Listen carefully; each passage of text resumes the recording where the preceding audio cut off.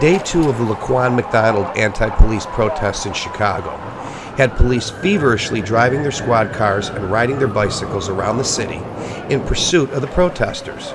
Their main objective was to corral and contain the protesters, and up to this point, this tactic by the CPD has been very effective.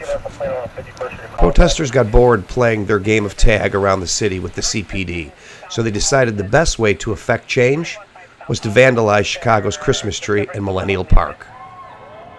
Protesters seemed to be having fun running the police all over the city. It seemed to this reporter as though they thought they were at recess on the school playground, not wanting to go back to class, and the CPD looked like the teachers trying to round them up to get them back to class.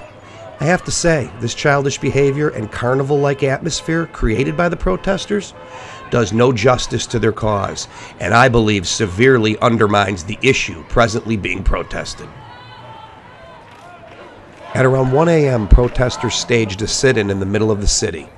The sit-in was nothing more than exhaustion that had finally set in after their 20-mile excursion around the city. The protest leadership held a powwow in the middle of the circle. I have to assume they were wondering why there are so few protesters willing to participate in their leftist liberal cause disguised as anti-police protests. Over the course of the evening, 4 protesters were arrested by the CPD for their violent, childlike temper tantrums being publicly displayed. The protesters finally gave up and said uncle around 1:30 a.m. because the rain started coming down and it was clear the protesters had enough and were exhausted. As the protesters started to disperse, I couldn't help noticing the slumped over, slow-moving, defeated-looking body language being displayed by the protesters. The looks on their faces said it all. They look beaten and broken.